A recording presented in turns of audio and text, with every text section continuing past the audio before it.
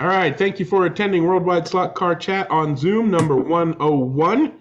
Got a great group going here. We got John, Mike, Luff, Neil, J-Rod, Jeremy, Big Dan, Wayne, Jay Martin, Garth, Dewan, and Gary for the first time, and other people who don't want to share their face, which is okay.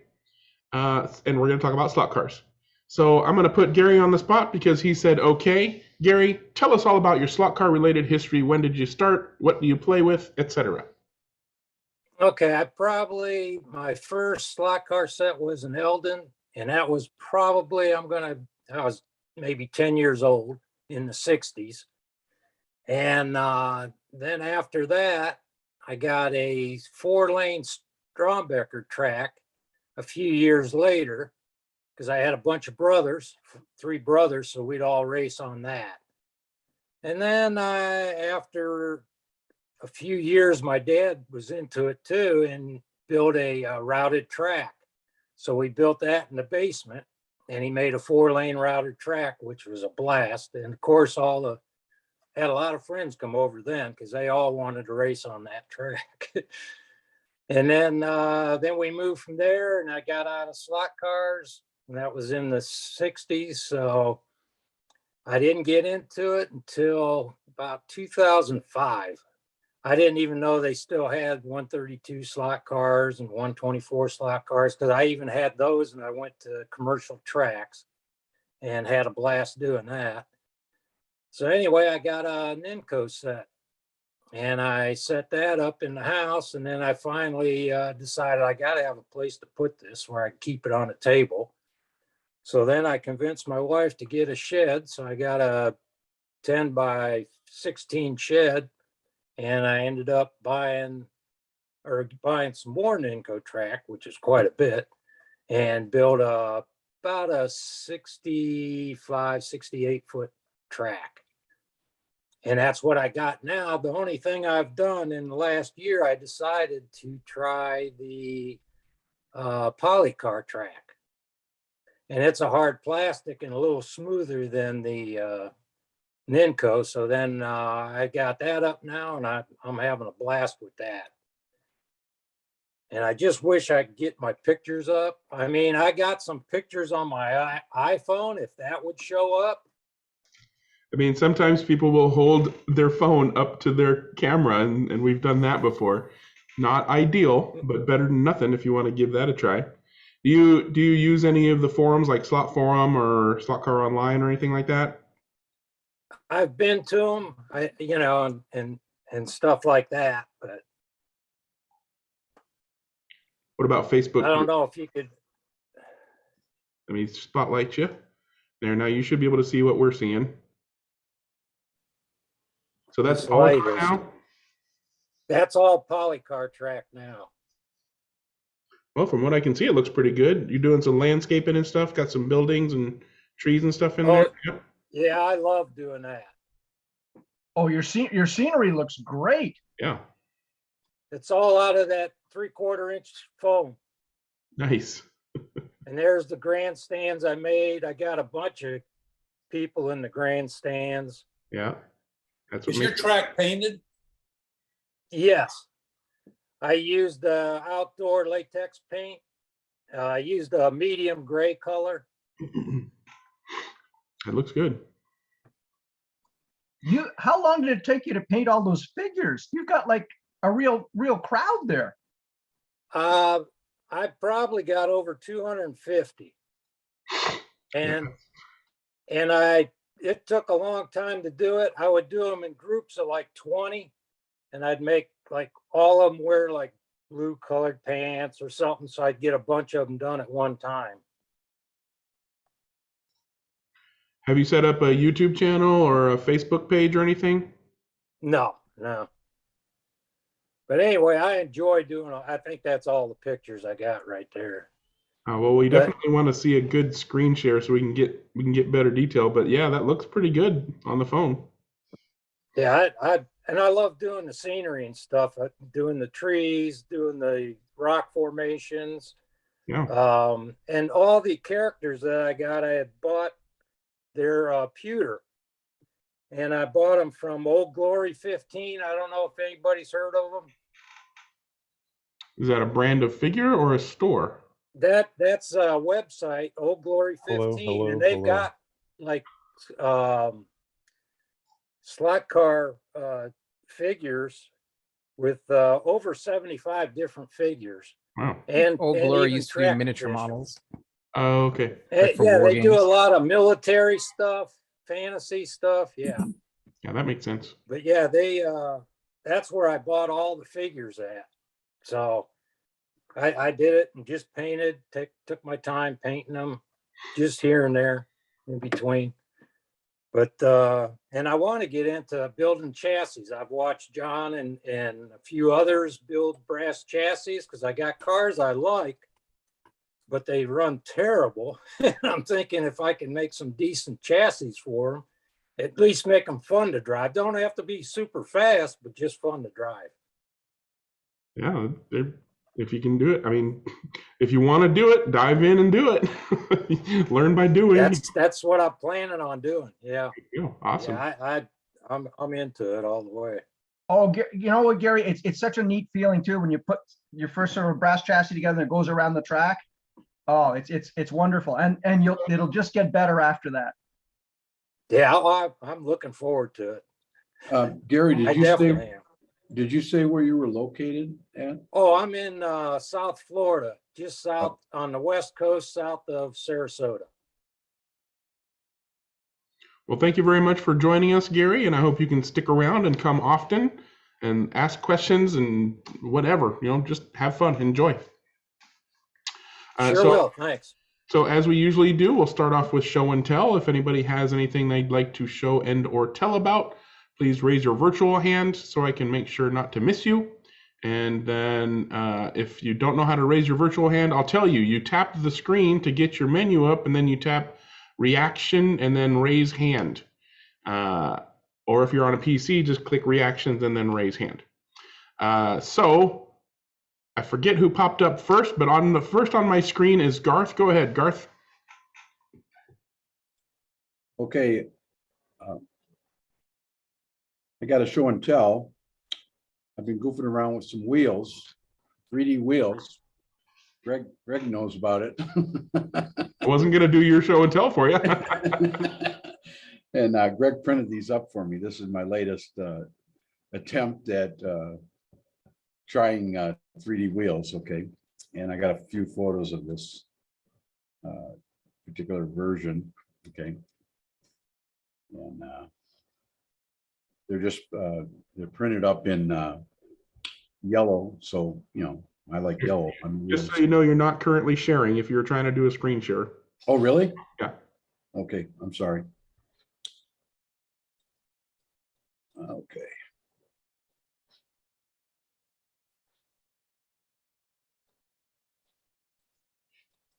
Okay, you got that? Yes, we do. Okay, here we go.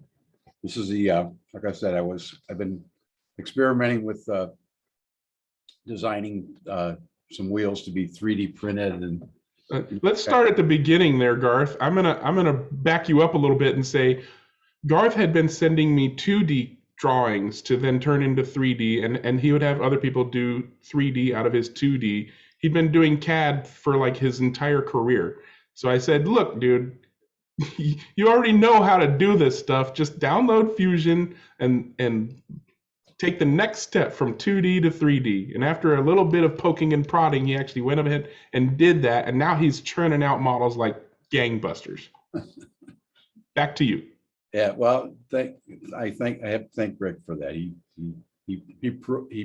did poke and prod me. So, but anyways, here's the first version of the 17-inch wheel that I'm experimenting with. Okay, and I got a few photos of it on this car.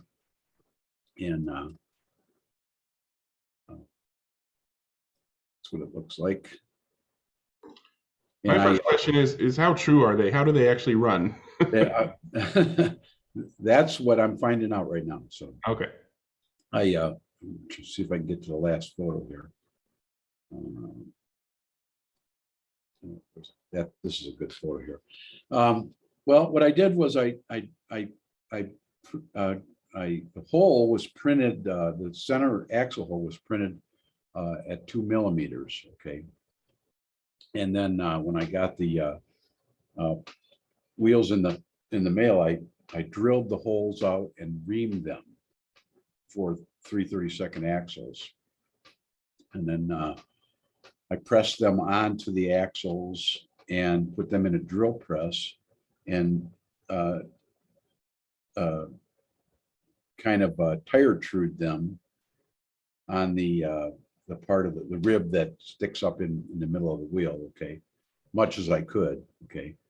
And so I had kind of 2 cars that I'm experimenting with. This is the first version, and what I found out was the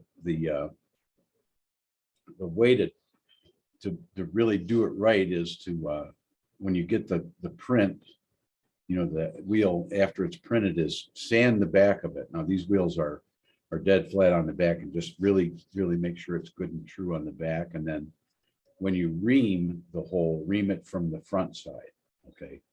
And because I had a little bit of problem with the hub. If you look at the hub, see how I've got this hub on there, and if you're not careful, you know, you have trouble here. But this has all been filleted out and everything, so it's a lot stronger than the first version of it. But so the first part of the exercise is to, you know, just press them on as a plastic wheel onto the axle and see how good they work on a car and that, and, you know, kind of torture test it and that thing. And then the second part of the exercise is going to be this, which is a kind of an attempt at combining a metal wheel with the 3D printed wheel, okay, kind of the best of both worlds, because I've designed a few metal wheels that I've had produced, but you know, they're big money to get the CNC guys to even touch them, and then there's a limitation, you know, on what you can do. So once I started doing a 3D thing, you know, I started playing around with designing some wheels, I started thinking, well, gee whiz, even if just a 3D print of itself doesn't, you know, work real well in regards to being true in that, the next version is to design a wheel so it's got a small little hub in it, okay. And this thing is just an aluminum part that has a reamed center hole, okay, for the axle, okay, and then an 1/8 inch outside hole. And so this is going to be pressed, fit, and glued into a 3D wheel, and then it provides a little hub. And this little back hub here is the same dimensions as a slot.it rear wheel. You know, if you've ever had a slot.it car, you know that some of the rear aluminum wheels have this little hub on there. And so the hub acts as a place for you to put a set screw. So, and the idea is that once this is pressed into the wheel and pressed and glued in, that you can you know, true up the wheel to your heart's content at that point, because you got metal to metal. So that's the second part of the experiment. And this thing has been sent out to a couple CNC places, and it looks like I can get them made for, you know, low quantity around $1 a piece, okay, and high quantity maybe about 50 cents. So it's probably a pretty worthy exercise. So we'll see. That's all I got now. And that's a good idea, because if you wanted to, you could order the large quantity. I mean, once you get proofs and you know that it's going to work, Yeah. and then any wheel you want to have printed, and then stick that in it. Yeah, any wheel you Yeah. that now you're catching on to it. Any wheel you want, and that's the cool thing, because I don't know if I've shown you any of the revolved wheels, but I've been goofing around with the revolve command in Fusion 360, and I mean you can design a wheel that is, you know, virtually impossible to do on a CNC machine unless you were paying $100 for it or something, you know. So Yeah. I like that idea because I have a few classes where we can only use plastic wheels, And once the wheels strip, you're like, oh crap, and you're screwed. And there's no way to set screw into plastic. It'll just work its way out. Jeremy, the idea came from Kevin from Manchester, who is entering into a proxy for Can Am cars, and the proxy is all 3D parts, including the wheels. Okay, so I designed a wheel for him to print on his printer. Okay, and then I started playing around with some 1/43 wheels, and so the idea was to use just PLA. In fact, Greg printed it in just PLA. So the idea is that you can design a wheel and then, use the a very inexpensive 3D plastic to be able to do it. And with the metal insert, you can, design to your heart's content, so Yeah, it's an experiment. Good stuff. Anybody else got any Garth. questions for Garth? Go ahead, Wayne. Yeah. I wondered if Garth had had the opportunity to weigh one of his wheels yet. With just the plastic or with the insert? Yeah, the yellow ones he's got on his car. They're like a gram. They're like nothing. I don't even know if they're that much. It might not even be a whole gram. Yeah, they're super light. And it's two things. Okay, one of the things that I sort of recently discovered about wheels, okay, and this comes from putting aluminum wheels on my slot.it cars, is that the wheels that I use that have inboard weight on them, in other words, the spokes or the internal parts of the wheels are inboard, seem to make the cars much better because all the weight is inboard on the wheel. Okay, and so that's kind of how the design came about. Was okay, I want a wheel that has a big big spot carved out of the middle of it. Okay, so it's not flush like a hubcap wheel or something like that. Like I said, it's an ongoing experiment, but so far it looks pretty cool. Well, it's good stuff. Anybody else have anything for Garth before we move on? Hearing and seeing none, let's go to Mr. Kent. What you got today, John? Well, since we were talking about scenery earlier, so I haven't shown this, I don't think, on the chat, but I'm working on a little bit of a car just basically for scenery at this point. And it is a 1/32 scale Alfa Romeo Duetto Spider. And you gotta love, if you can get a die-cast car for like under $10, you gotta love it, because look at the number of parts it takes to make a die-cast car. It's unreal. So here's the body, and that's basically ready to pour rubber into. There's the interior. That's 1/2 of the lower valence. You can see the door interiors here. Boot cover, windshield, steering wheel, rear lights, front headlight covers, a little bit of an exhaust pipe, the front grille. What else is here? Let me just show you. There we go. Even the chassis I'm doing. And I'm doing some extra parts here. I think Frank would recognize these. Because once you start making molds, it's like peanuts. You can't just do one. And that's primarily what I've worked on. Actually, today I just didn't have time to pour the rubber. There you go. Love seeing your projects. Yeah, if I can share one more thing too, because again, I had a chance to actually look at Cobra Daytona coupes through history, and I'm always intrigued that I guess we always think that cars in the 60s were a little more accurate, and some were and some were not. And I just want to share this with you guys because my memory is always better than I think, or not as good as I think it is. So if you look on the left here, that is the Revell monogram Cobra Daytona coupe, which is really based on the cars that were bodied in Italy, which the roof was totally different.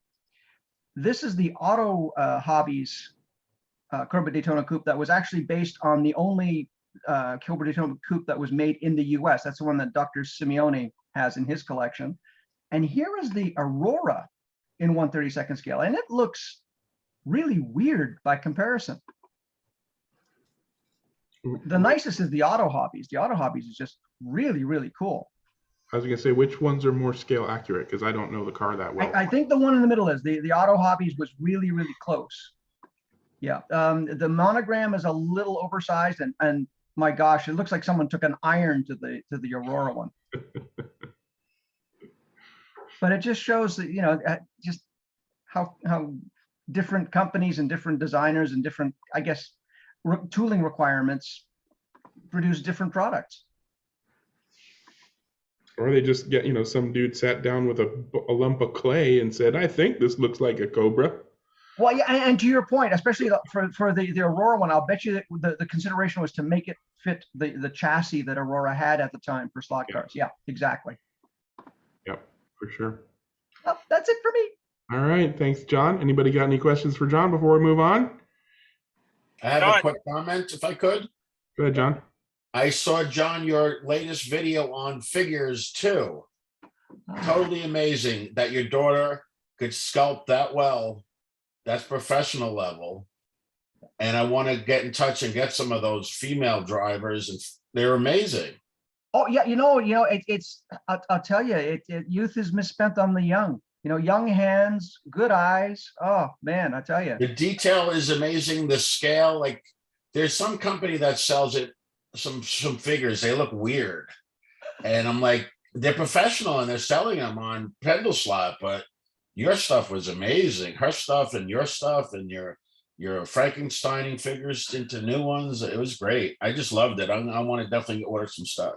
Oh, hey, no, our pleasure. In fact, some of the molds I found some more that she did, and I kind of have to light a little bit of a fire under her backside, because one of our local hobby shops actually stocks a lot of her stuff, and they're completely sold out now. Did you guys ever cast the Fly women drivers, the Thelma and Louise? No, but we do have other. So you saw the female figures that I guess I showed. Yeah, you the Carrera figures. Yeah. Right, that she altered, and then she had one that she tried to make look like my wife, her mom, and Okay. she actually has a seated figure for that I didn't show, that she actually Excellent work, amazing. Yeah, and then but you know, there are some great figures that are already available, like from Mini Art that I showed, that are used for, you know, military dioramas that most certainly can be used for Okay. cars as well. Yeah, but no, I'd be happy to we'll have to sort of get in touch and whatever you need. I need some little casting done to it, very small one. Yeah, no problem. Our Thank you. pleasure. Awesome. John is at your service, John. So anytime, just send him an email or whatever. Thank you very much, gentlemen. And next up is Mike. What you got today, Mike?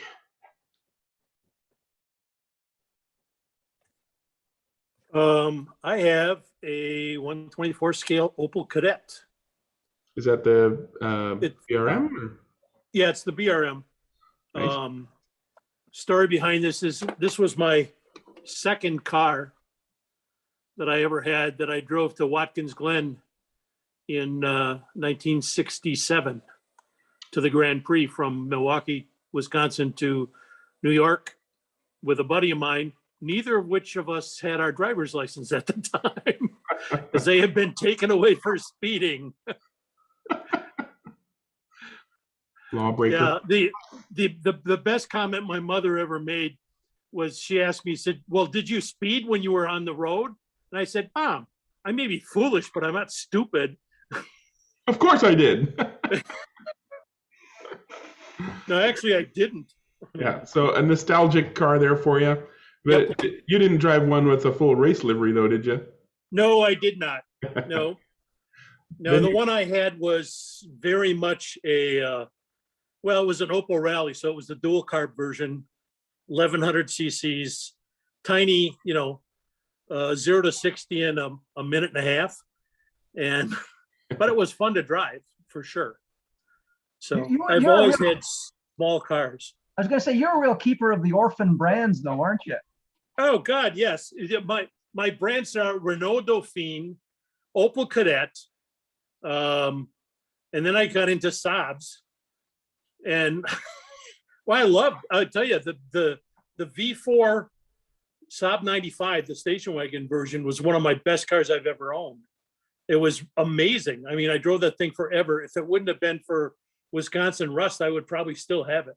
It was just kept going forever and get great mileage as a result of it, which is these days much more important. So, but yeah, it's a birthday present for me, kind of, because it's my birthday is Friday. So I'm. Happy birthday. Happy birthday. Thank you. Many happy returns, Mike. Yeah. You know, 40's a bitch, man. 40 for the What's 40th that? time. I don't even remember that. I'm almost double it. I don't think you need a birthday to buy slot cars, though, do you? I don't know. Garth would debate that, but we'll see. No, I don't. I've heard that there was a news blurb on various forums that BRM is going to come out with a Nissan 240Z later this year, and they already showed a. Oh, good. Yeah. Oh, they already good. showed- they Because I already saw showed the model. Yeah. the one of the prototypes. Yeah. Yes. I'm stoked to get Since that you one. saw it on the internet, then I can probably say something.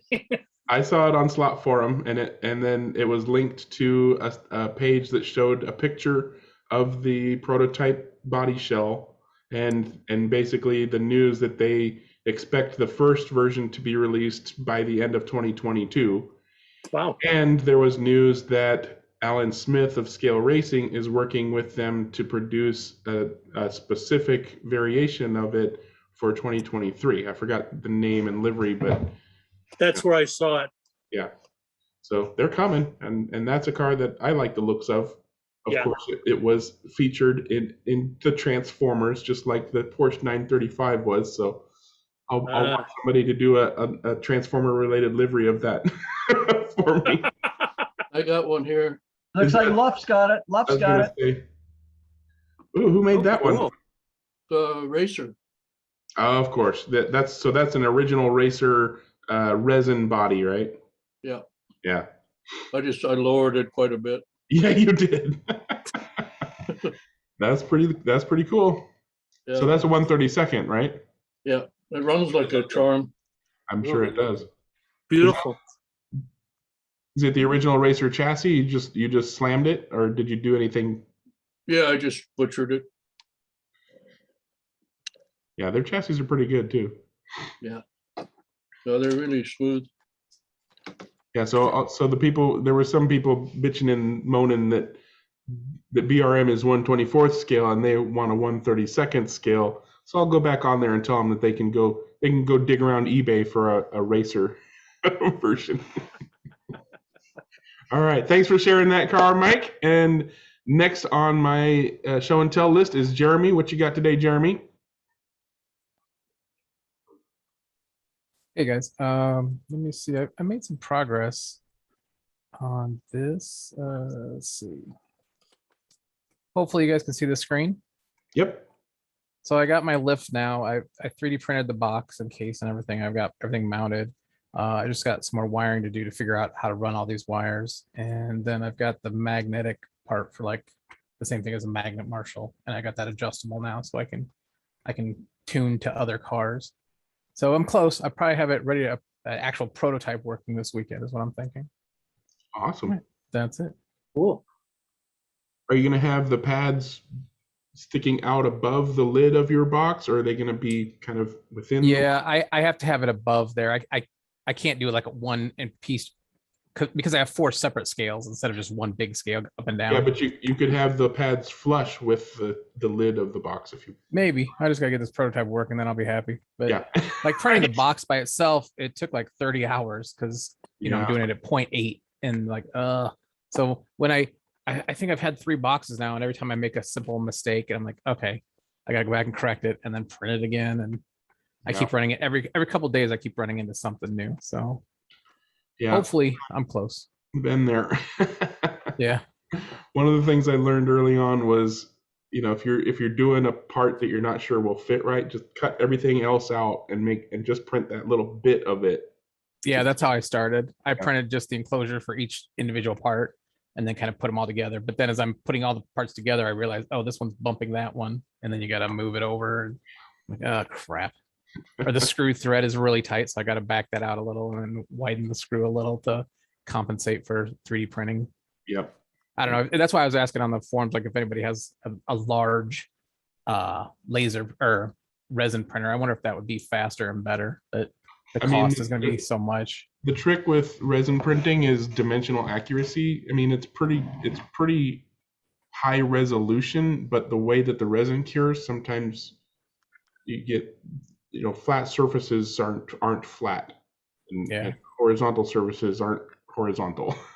Yeah, if I have that box underneath it, maybe I know Cura has a mode where you can do a casting, so it'll 3D print what the casting is, then you cast it with like plastic and then pull the model apart. But I don't know. I'll think about it. If I need that, I'll talk to John Kitt. I know we have an expert in here. Well, hold on. So Jeremy, you mean the 3D printer will actually print the mold for you? Yeah. Oh, that's awesome. Yeah, it takes the part, negatives it, and then prints around it so you can have a 2-piece mold.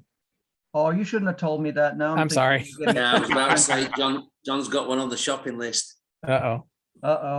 Yeah.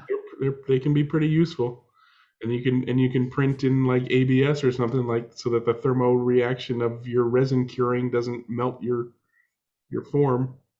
But Jeremy, I've learned a few tricks and tips along the way. If you want to send me your model so I can take a look at it and see if there's any suggestions I can make, maybe not, I don't know until I see it. But yeah, once I get the prototype up and working, just I mean, I got it from breadboard to prototype. Once prototype, then I can make it prettier and get out. That's probably when I'll drag you into something. Make it easier to print and make it more user friendly instead of just me hacking away. Well, thanks a lot for blowing my mind, man. Yeah. Sorry, buddy. Now 3D printer is on John's Christmas list, like Wayne said. All right, cool update. Looking forward to more updates on that. Thanks, Jeremy. And next on my share list is Mr. Crawley. Go ahead, John. Hello. In the past, as you guys know, I've been driving on a analog track, a Carrera analog track, and I went digital the other day. I had a chance to pick up a whole digital unit for not a lot of money, and I switched over. And it dawned on me that it's the same problem everybody else has. You have X amount of digital cars, you have X times 10 amount of analog cars. So I thought, well, it's so hard to go back and forth and back and forth. And I looked and looked and looked for that tech slots box. Nowhere in the world could, and I actually went online and found Joseph, I think his name is Stanzik, who runs tech slots, and he just got some chips in and he's making them again. And so I wanted to pass this along as a piece of news to anybody who is looking for those. As I understand, he is only going to ship domestically, United States and Canada right now. And he only has enough units for, I don't know how many he has for, but it's a limited number, but he is going to try to get back in and get these back into circulation. So that's kind of encouraging to anybody that wants to do a tech slots dual mode switch box, which allows you to run analog and digital on the same track with the same unit without replacing things. Tech slots makes a fantastic product. Yeah. For anybody who doesn't know already, it's a pre-made, it's something that you can DIY, right? It's called chipping the lane, where you essentially install digital chips into a box. You run your wires that used to go to the rails in your control unit to the chips, or to a switch rather. Right. And the switch goes back to the rails, or it goes to the chips, and then from the chips back to the rails. So when you flip the switch, the power is either going straight to the rails for digital mode, or into and then back out of the chips to the rails for analog mode. Right. So there are some limitations to that, in that you can't put Group 12 or other crazy hot cars on, because you'll blow the chip. Carrera chips are pretty robust, so they can take a licking and keep on ticking.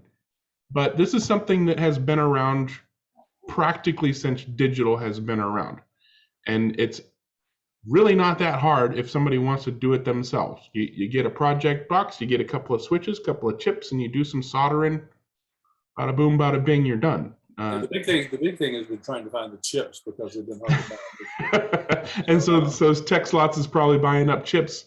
But the nice thing is that it doesn't matter what brand the chips are as long as they're for your type of digital, right? So you could get some Slot Technic chips, you could get some Carson chips, you could get, D132 or D124 chips, whatever chips, as long as they work with your system. Other systems, you can do the exact same thing. You can do this with Ninco, Scalextric, Oxygen, whatever system you want to do it with. It's the same concept. You're basically sending the power to the chip, and then the chip goes to the rails, and you put a switch in there. It's just soldering. There's not a whole lot of complexity involved, other than the fact that you're doing it in the first place, and therefore you might break something, and that would be on you. So if you're a DIY kind of person, it's not a hard thing to do. Some Googling for, chipping the lane, or how do I make an analog box for my digital blah, blah, blah. There's a guy on the Facebook group, Digital Slot Car Public, who recently posted about him making his own box, and he posted lots of pictures and diagrams on how he did it. And Tech Slots now sells just the box. Yeah, so you can wire it into your CU. Wired into your control unit. You have to buy the whole control unit. Yeah. One caveat to all of this for everybody who is interested in it. There is a website out called getlovenew.xyz. And they have one listed. So I bought it. It's a fraud. Do not buy from that company. I had to get PayPal to go after them for me. What was the name of this site again? Get. The website is Get. And they have all kinds of stuff on it. Yeah. Get.lovenew, LOVENU. Yeah, that was your mistake right there, buddy. Be less trusting if in the future. I would not have bought off a site like that. Well, as soon as I punched the button, I went, I don't know about this, but I'll watch and see. And I finally sent it up to PayPal, and they took care of it for me. But yeah, good thing you use PayPal and use the goods and services payment system so they can get your money back. But anyway, I'm excited about this new piece coming in to plug into this track where we can run analog and digital not side by side, but yeah, back and forth. I'll be honest, I love digital. Digital is my favorite type of slot car racing, but it didn't take me very long to realize that I'm wasting a whole bunch of time and money by putting a digital chip into every single car I buy. Plus, I started racing with the analog group, and so I didn't need and so fortunately, Scalextric has had modifications for analog functionality for a while, and then they actually came from the factory with analog mode, so that was a plus for being on Scalextric. Well, the nice thing about Carrera is they have it both ways. You can put that switch on their digital cars and make them analog. But if you want to race digital, you got to have a digital track. And my problem was I had so many analog cars in the collection. Exactly. Yeah. And even somebody who's getting into digital or somebody who starts in digital and really loves digital, then they start getting into slot cars and they start buying like Slotits and NSRs and stuff like that. I'm like, dude, you're not going to be racing that NSR against your Carrera cars. You're just not going to do it. So don't bother putting a chip in.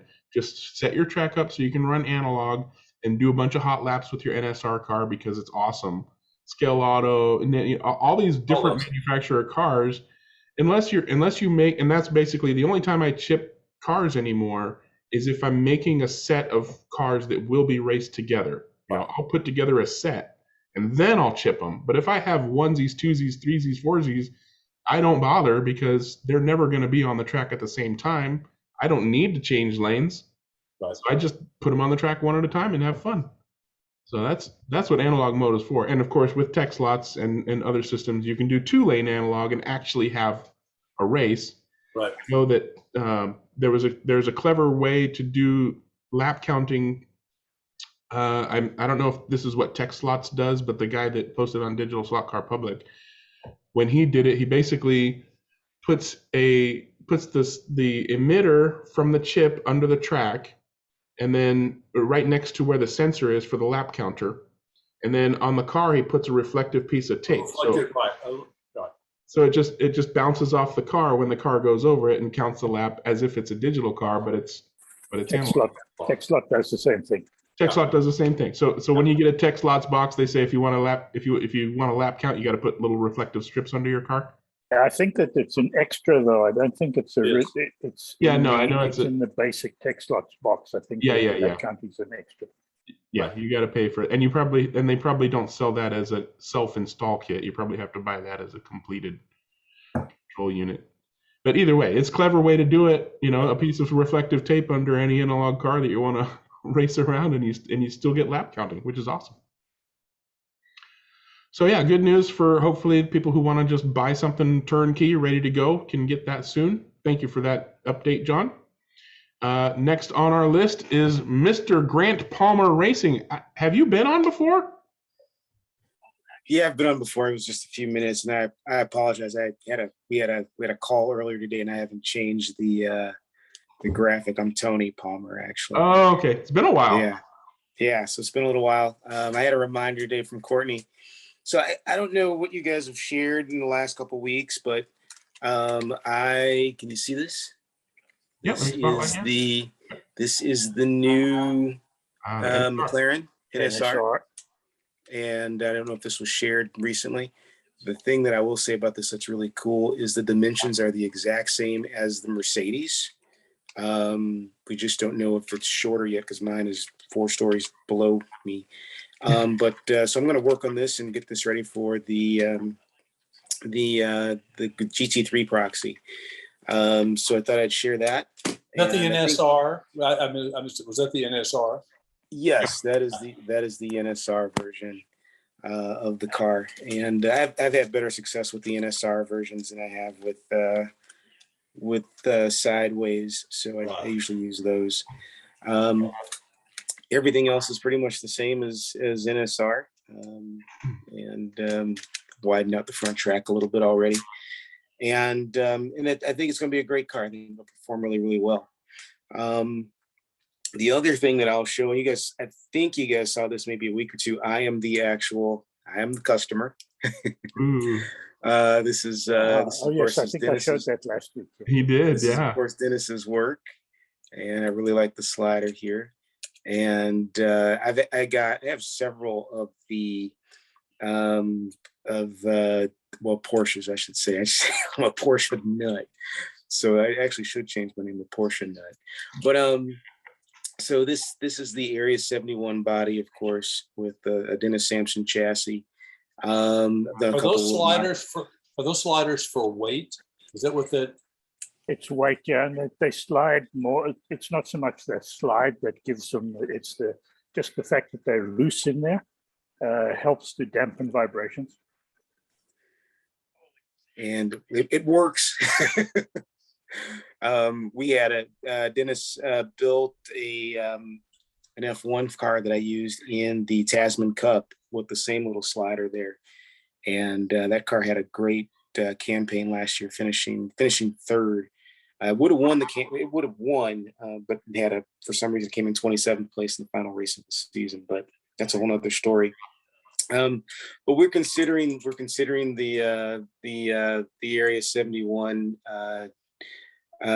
DSC chassis for the Trans Am. We'll see. I put it in.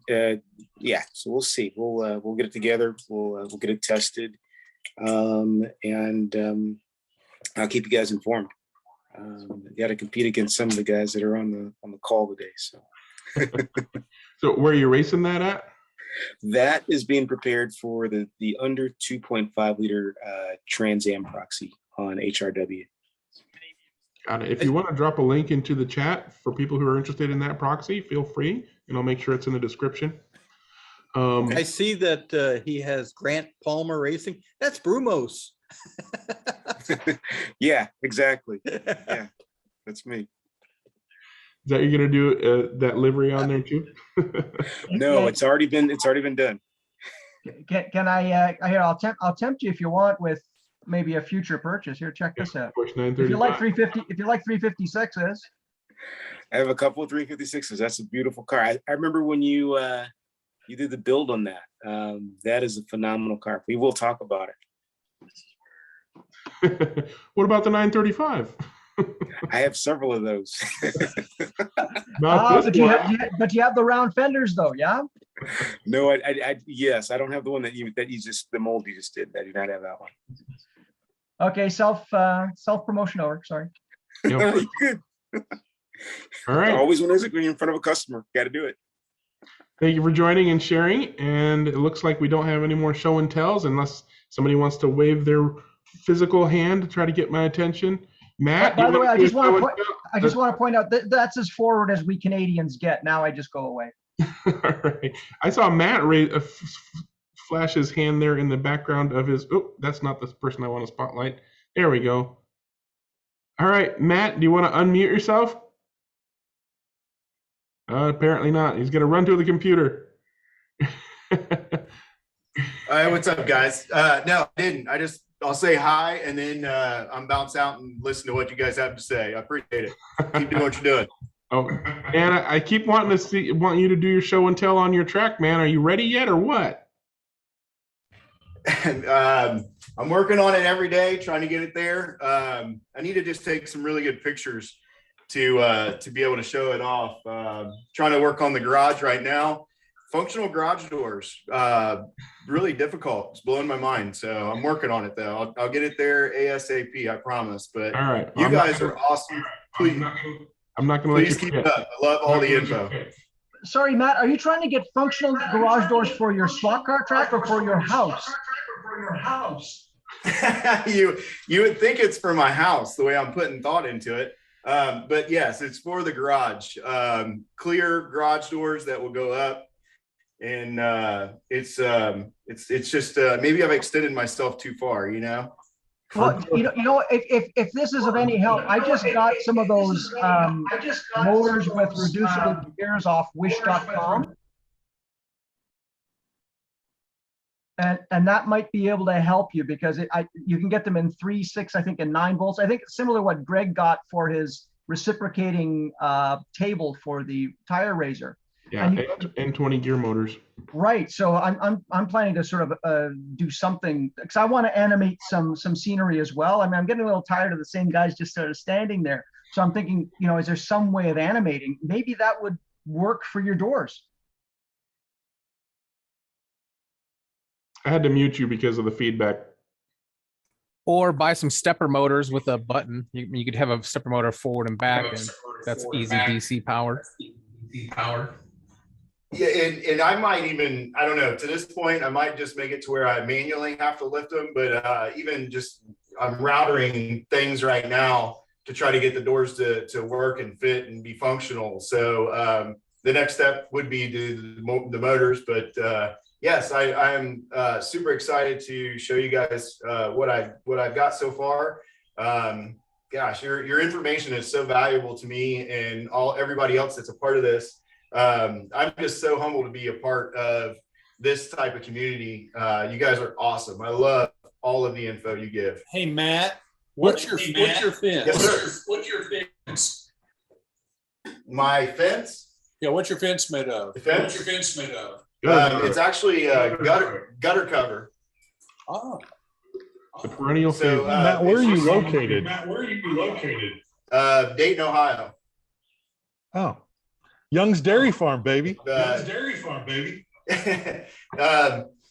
I mean, it's a beautiful day outside. You can tell, right? But track colors and themes. Track colors and themes. After that, Natty Light. Same color thing. Yeah, right. I'm actually I wanted to be humble. I'm actually sponsored by Natural Light. So I don't know if you guys have sponsorships or not, but that's how we do it out here in the garage, I guess. That's awesome. Well, thank you very much for joining us. Looking forward to updates on that track. One last thing. Yeah, I'm getting this vibe that you're into Hot Wheels. A little bit. Yes, sir. Yes. I can thank my dad for that years ago. Anytime we go to the store, pick up 1 or 2 or 20, whatever we saw, whatever we liked. And it just kind of stayed with me. I have 2 little boys, 5 and 7-year-olds now. So that's kind of like a staple when we go to the store. And I guess, you could say that was how the seed was planted to even get to this point in time, was basically off of Hot Wheels. I had shared this briefly, and I don't want to take a lot of time from you guys because I love the info. A friend of mine sent me about, I don't know, maybe like 6 years ago, a video of, it was basically like a proxy race, but it was Hot Wheels. So you paint them, you put weights in them, and it was all gravity fed, and they were drag racing them. They'd send them around the country for a point system. And it just blew my mind. And then from there, I was like, well, I'm going to get my slot cars, my HO size slot cars out. Went up to the hobby shop, saw the 132. The story's been written. You guys, we just check the book out every once in a while from the library. And then all of a sudden, now you have a 16 by 6 foot table in your garage that I'm consistently working on with my kids and racing with my friends and kids. And it's just tremendous fun. Good stuff, Matt. Thanks for joining us. Thank you guys. Keep it up, please. All right. Next up is, I think I saw Dennis wave his hand. Did you want to do a show and tell, Dennis? Take it away. Yeah, hi. I just thought I'd show up. I don't know how many guys have seen it yet. The latest Racer Sideways Group 5 car, the Escort. The wheels are off because I'm busy right while we're talking here. I'm busy grinding the tires. But very nice, beautifully done as always. The same as all the other Group 5s, so it should run easily as well as all of them. Size-wise, it's about the same as the Celica, or about the same as the 320 BMWs. So it should run with those, maybe not with the M1s and the Capris, but the others. But yeah, really, really pretty car, beautifully tamper printed. And so that's what I had for today. Good looking car. Mm-hmm. It'll be nice to see those on the track next to other Group 5 cars. Yeah, we've got a Group 5 race coming up at Electric Dreams next month, I think, June. Go to electricdreams.com. What does Group 5 mean? Again? What does Group 5 mean? I'm not familiar with that. All right, so Group 5 cars were, these are like late 70s, early 1980s, 1.4 liter turbocharged engines, basically saloon cars, but allowed to have these big wide flares and so on. And it was an international formula at the time. And so there were these Escorts. There was a 320 BMW. There was a Zaxby's Capri. There was a Mustang that raced in IMSA. I think IMSA had a class that was very similar at the time. GTP. GTP, was it? Yeah. Then there are BMW M1s, Toyota Celica Supra, Ferrari 512BB. That's about it, I think. Maybe I've missed something. Maybe a couple of Porsches, right? Lancia Stratos was a group. Oh, the Lancia Delta Monte Carlo was the main one.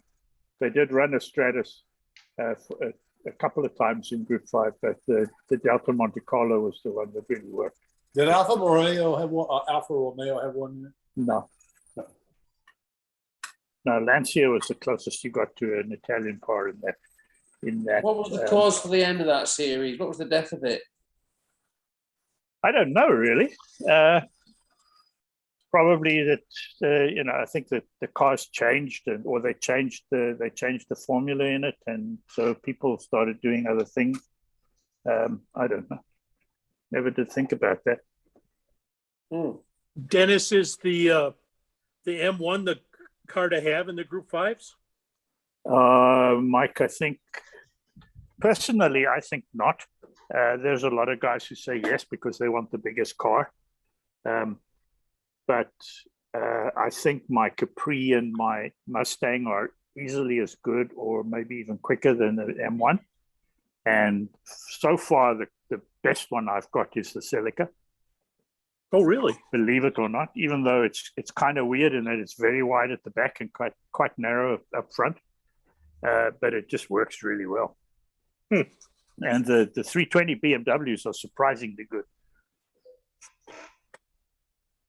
But they're all really nice. I mean, there's not a lot of difference one way or the other. Yeah, I've got about 4 of them, and they're really nice cars. Yeah, they're fun. I was just curious.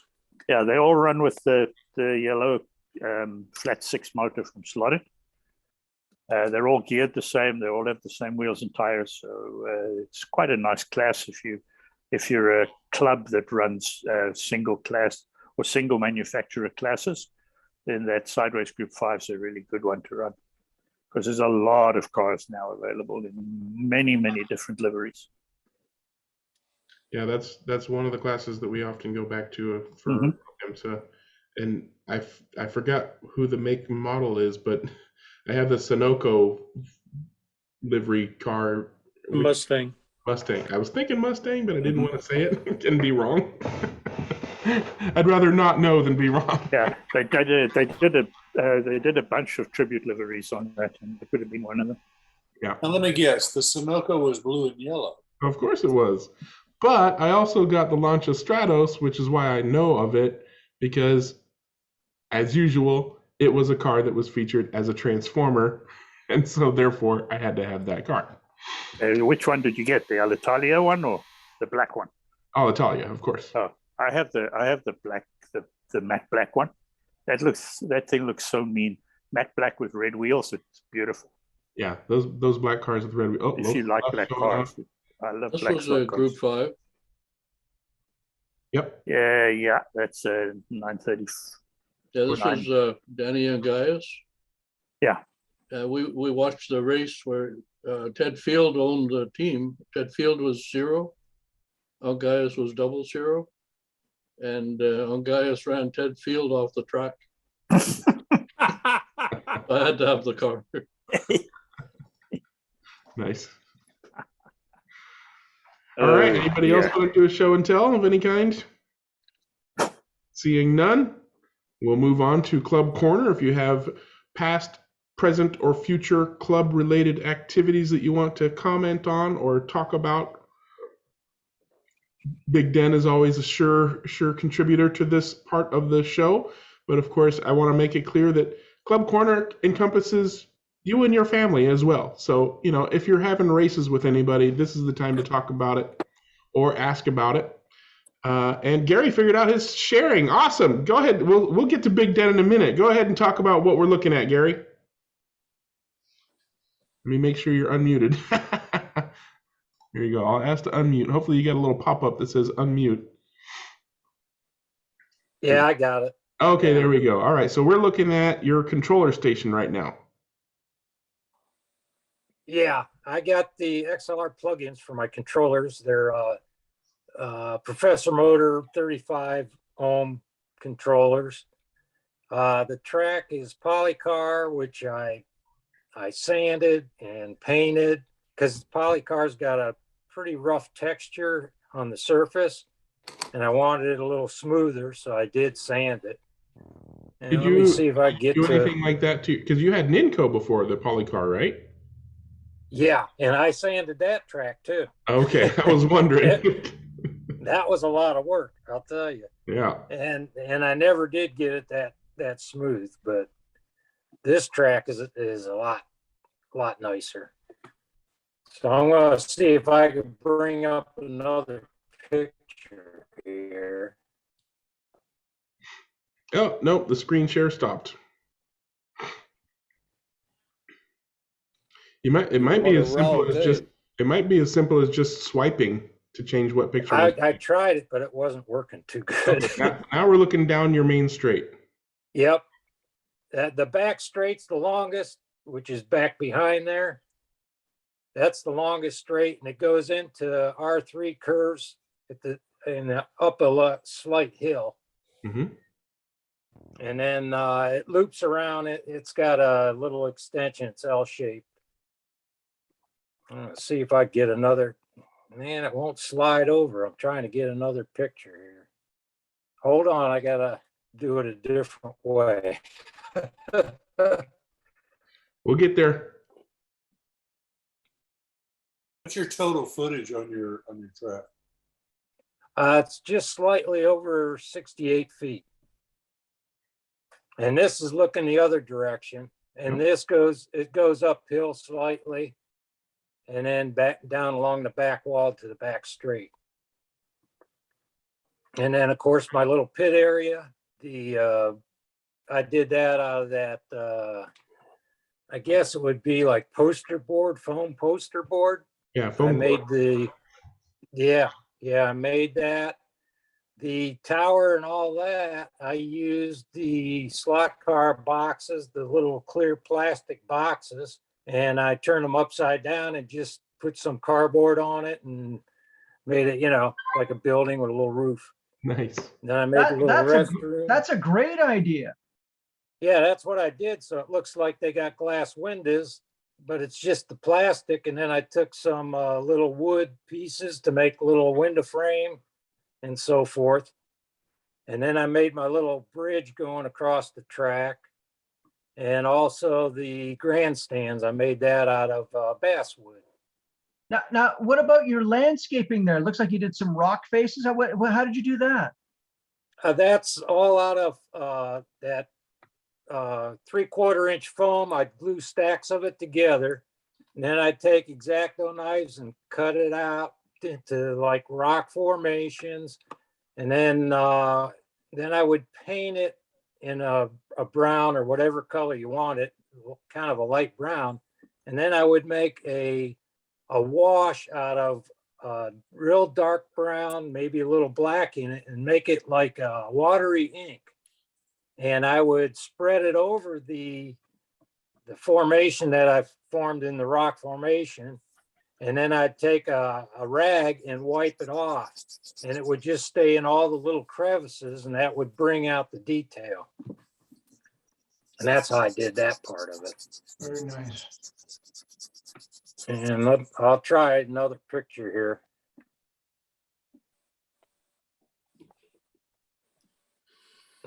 Let's see here. I kind of like the way it transitions though from all of us and then to you. That's kind of cool. Okay, this is looking at the other direction, and you can see a little L shape where it goes off to the side there. That's about 9 feet wide, that part of the track. And then the width of the track in general is only 5.5 feet wide by roughly almost 16 feet long. So, and I use a DS lap counter, and that's basically about it. Did you sand that track all the way down till the stipple pattern was completely gone? I couldn't understand you. Did you sand that track down until the stipple pattern on the track? It's not completely gone, but I used 60 grit sandpaper. So I got it pretty smooth, but it's probably, I'm going to guess it's about the texture of maybe Carrera track, sort of. Because I like the little smoother surface, but it still has some texture, but not that bad. Does it run in both directions or just one? Right now, I just got it running in one direction. I thought about doing it to run both ways. It'd make it a whole different way to run it, I'll tell you. Oh yeah, it's like having two different tracks. Yeah, give it a try. I recommend it. It's a lot of fun. Yeah, I've really thought about doing that. I got a couple places where I would have a hard time getting a border there. So, sliding into scenery could be a problem, where the rest of it, the way I designed it, all the corners got borders on them. So you do have room to slide out and stuff. So, and I don't use magnets in my cars. So they slide out, and that's the part I like. When I first got back into it, the cars had the magnets, and it blew my mind because I was used to, back in the old days, they didn't have magnets, and you really had a hard time keeping them on the track a lot of times. But then a lot of the cars, I've got silicone tires on them, so they do handle pretty good. I I love it. They run really good. So, That's a great looking track, Gary. Thanks for sharing. all righty. Thanks a lot, guys. All right. All right. So now let's get back to Club Corner. As I was saying before Big Den was about to start, it doesn't have to be an actual club. It could be you and your friends, family, whatever. If you raced on a track, talk about it. All right, Big Den, take it away. Okay, good. Yeah, am I unmuted? Yes, great.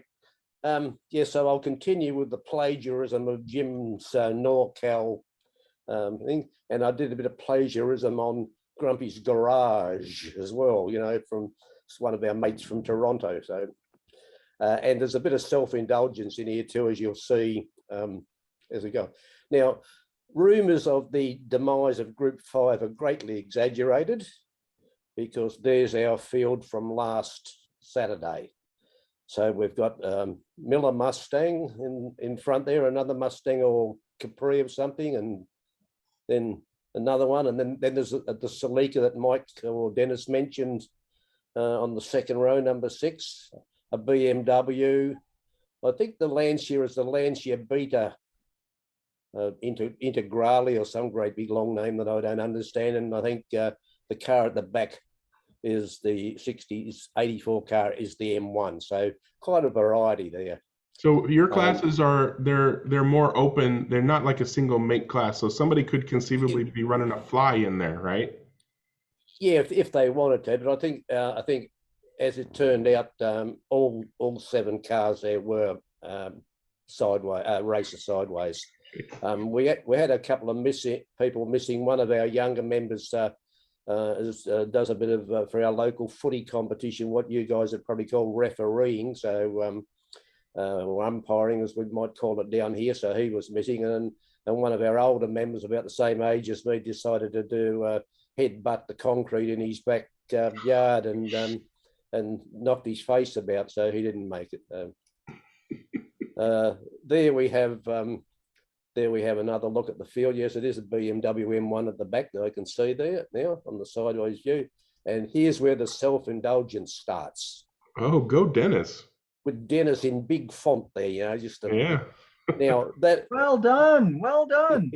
What you're looking at there is me being about 6 feet in front of Kevin, and Mark in third was just about to come up and get 99 laps as well. So, and there was, even during the day in all the classes, a lot of side-to-side close racing, where there was only inches in it and you couldn't get by, or you were just barely making up ground on the other races. So it was a good day, even though we only had 7 people. The quality was great.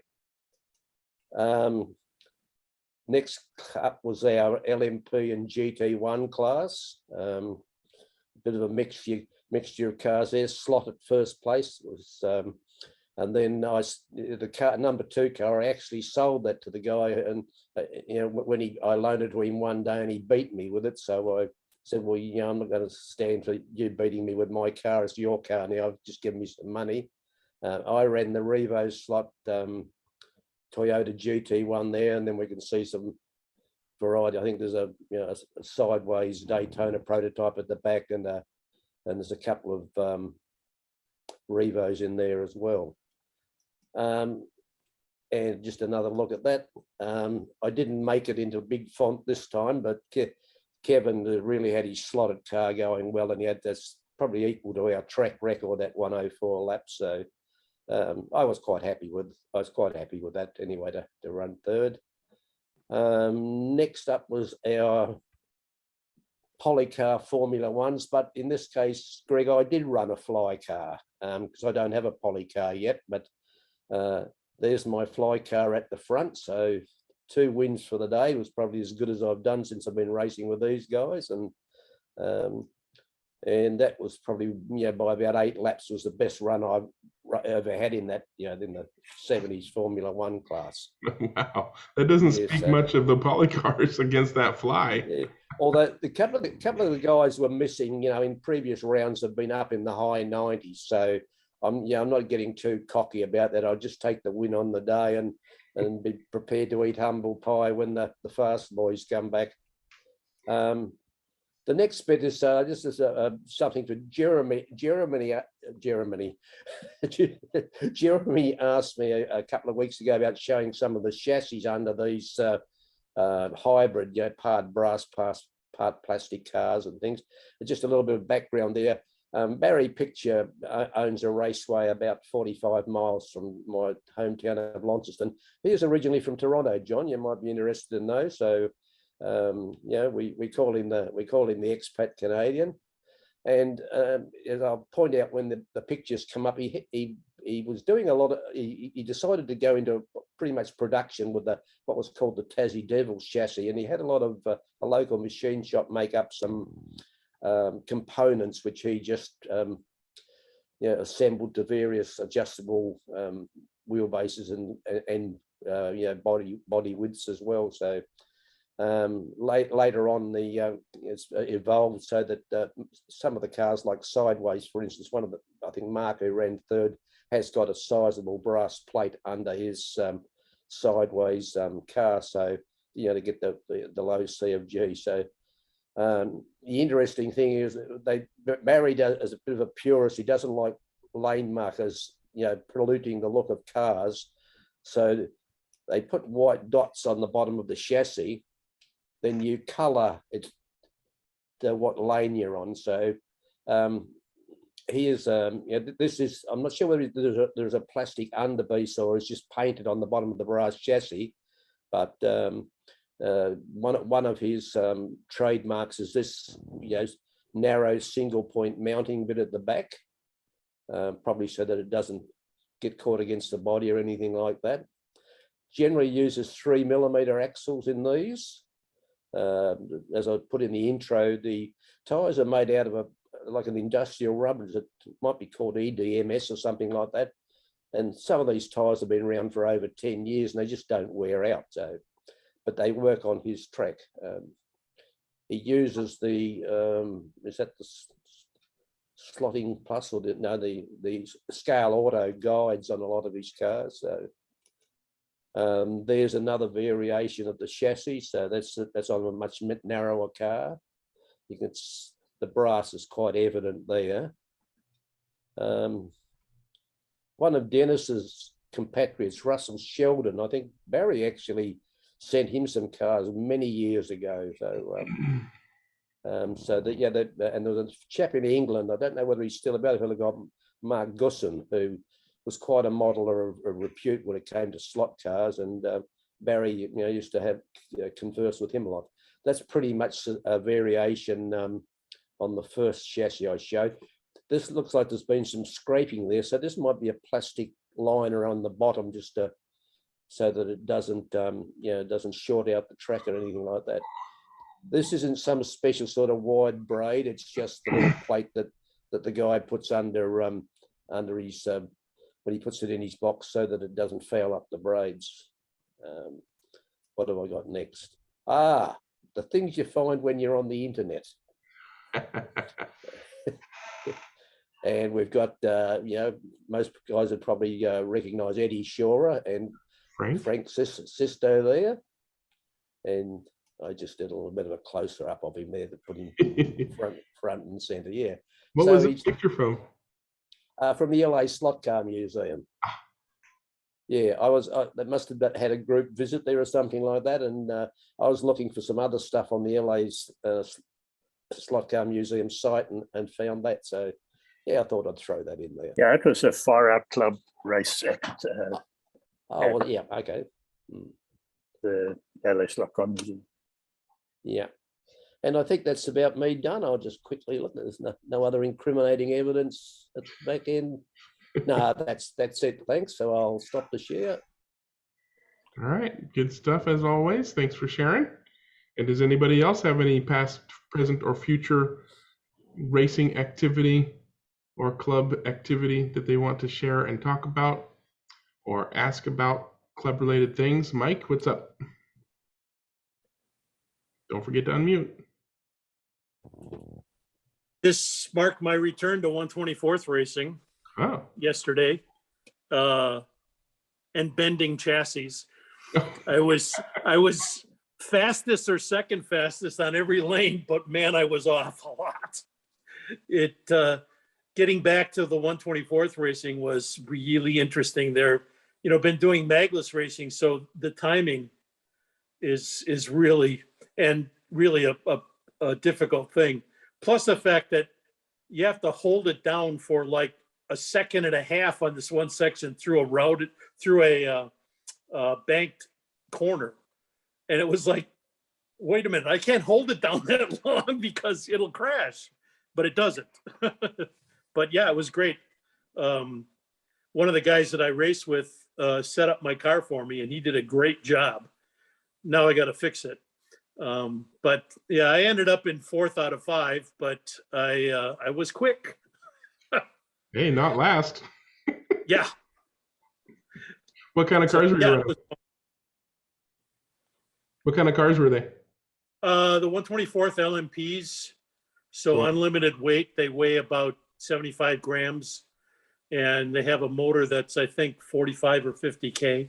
I was gonna say like Group 12 or something. No, it'll be a Hawk 7 or right. Something like one of the little sealed motors. There's a Pro Slot motors. They're sealed motors. Oh, they're Pro Slots? Okay. Yeah. The 4007. Yeah. I think it's called. Mhm. Yeah. And so it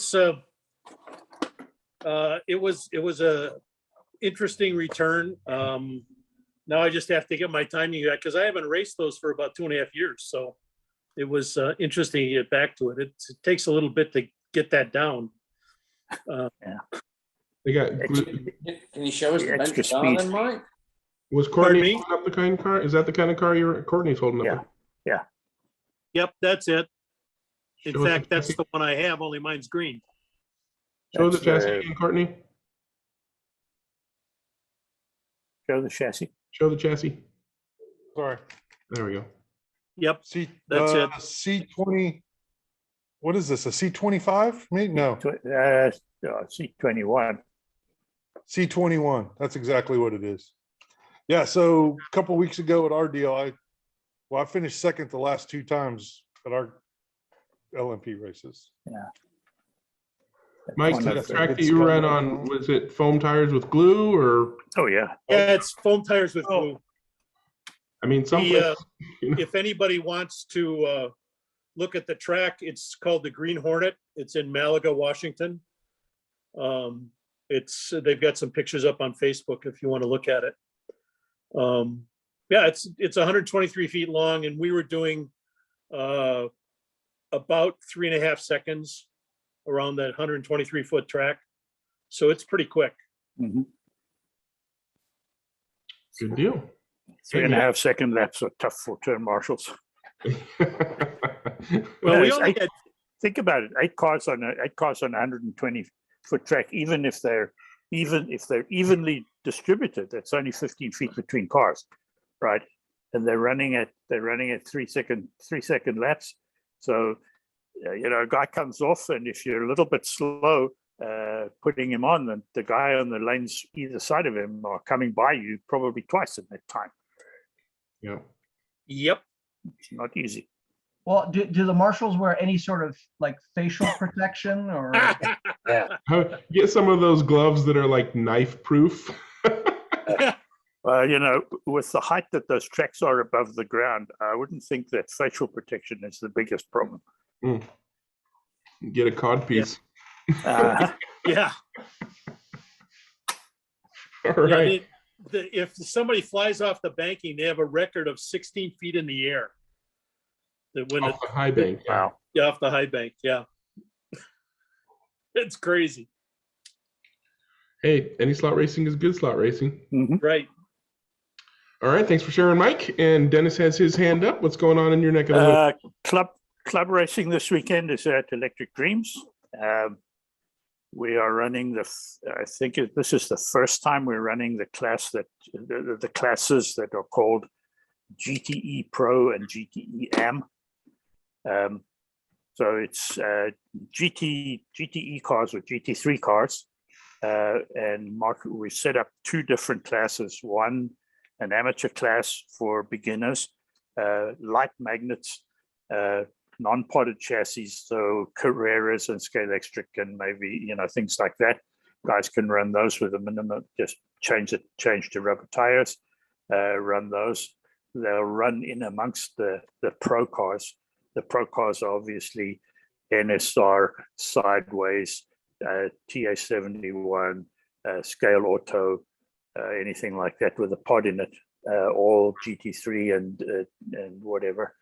I'm running an Nsr Porsche 997 that I've been tuning up to get that running, and was a white kit that I painted in my regular colors.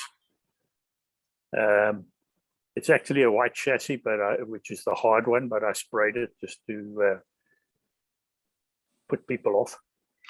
And yeah, we'll see how it goes. I'll actually get a chance to test it tomorrow. So that's Saturday. I think Jim Rose is coming down for that, which may be why he's not on the call. But if not, I've still got my work cut out to be Eddie. Yeah, we'll see. And a couple of other guys that are looking very good at the moment. So I'll take a couple of extra cars with me, maybe an Nsr or two, maybe an AMG or no. Actually, I've got an Nsr Aston Martin that works really well. Cool beans. So yeah, that's that for the second week of the month at Electric Dreams. I actually watched one of your live streams from there. Yeah, we live stream every event, so you'll be able to watch them. If you go onto the Electric Dreams website, right across, once you're on the homepage, right across on the right-hand side, there's a link that says races or videos. I think the videos one is the one that has the live streams in it. Well, I know at least one person here was at a very big event that happened recently. I don't know if that person wants to talk about it, Wayne. I think we have I think we have just enough time. No, what I can't believe is I was watching that, and it's all these old men lying on the floor playing with cars. I'm still amazed that they haven't put it up on tables yet, but whatever works. Tell us about the event. What the future holds. Yeah, I did the Disco Le Mans 24-hour digital slot car race at the weekend. I was actually going to wait until more of the Disco attendees were in the chat to chat about it. So if you don't mind, I mean, think that's an idea, or do we do it twice? I'm looking through the list. I mean, did anybody say, "Hey, I'm looking forward to coming on the Zoom chat and talking about the event"? If so, then sure, let's wait. But are they still recovering from the after party, or that's probably what it is? They're still recovering. Yeah, I'm the same actually. It's been that way for the past 2 days. Yeah, it was another good one. First one back after the COVID effects, and it's been sorely missed. It didn't go completely without hitch, but the hitches were dealt with, and we had a good race. Despite the hitches, there was a single track piece that needed to be changed during the event, and the oxygen dongle had some communication problems with the laptop, timing laptop. I got on a couple of occasions, which caused the track to be stopped. On one occasion, the track was put under full course yellow or pace car speed. It was quite entertaining to see the cars still lapping as quickly as they could on something like 35% power. Yeah. The drivers relearning whether or not they could take the Mulsanne King at flat or not at those lower speeds. That was during a period where there was a general pep talk from race control about marshalling standards and driving standards and things like that. It was entertaining to see the pace car feature that's always been there actually used. The start of the race was very successful. I've been to several Disco events where the pace car laps have turned into a bit of a crash fest because the power is on full, and of course you're following around a pace car at a very low speed, but not everyone can match the speed of the pace car, so sometimes the starts can be a difficult thing to achieve, but this one went perfectly first time. And if anyone would like to see a small video clip of that. I have one in my YouTube channel. How many cars were racing at the same time? 12. 12. Okay. 12 cars on 4 lanes, doing laps in the 16 to 18 second range for the most part. The fastest laps were quicker. I think the fastest laps were in the 14s, but they would be qualifying laps. And then there was the odd car and the odd driver that could also achieve the 14s during the race. Do you know offhand what the length of the lap is? I know it's a ginormous track, but I don't know what the length of the lap is. Yeah, it's about 230 foot, maybe a little less. Yeah. There is a HO circuit that's run in the same place. 27 events they've done out with that, 24-hour events. And that's 233 feet. I think this one's nearer to 223, something like that. It's huge. I'll tell you, you've never driven a slot car as fast as you do on that track. It is a completely new experience. You're running gear ratios in the 2-to-1 range on a slotted MX-16 motor, which I think is a 21.5K motor.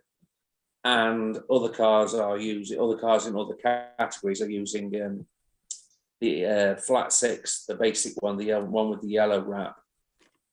But they're pulling ultra tall gear ratios. Those motors make a little more torque, and depending on which way they're installed in the car, according to your rule set, they actually make a fair dollop of rail downforce if you can get the ground clearance just right. So those cars can really haul the mail. But yeah, it was a good race. It was a pleasant atmosphere, a little bit easier to do than in the past because of there being only 12 teams.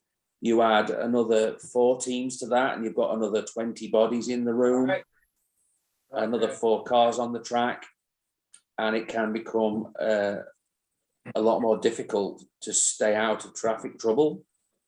And that's where the digital challenge is mostly lies, how you deal with traffic. But one serious crash on the main straight, for example, can end the race for 2 cars right there. But we didn't have many of those. And every car that started the race made it to the end.